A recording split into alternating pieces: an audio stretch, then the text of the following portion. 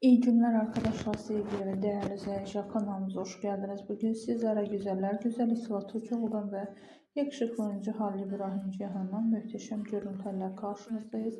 Başarılı ünlü oyuncumuzun yeni görüntülerin devamlı gelmesini istiyorsanız kanalımıza abone olmayı unutmayın. Hoşça kalın arkadaşlar, bizden bu kadar.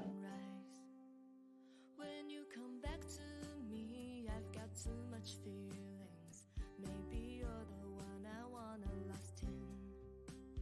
I'm rushing through the sky, roller coaster ride. God knows I wish you were there by my side.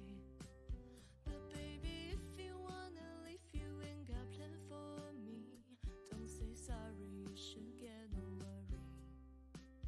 I'm ready for the winter snow and all the summer breeze. You know we used to be what we need.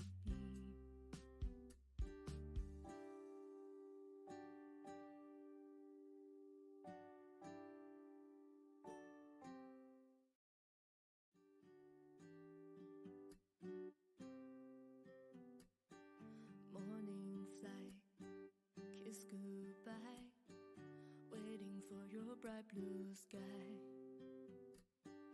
Lonely night, where the angels cry, holding on to the sun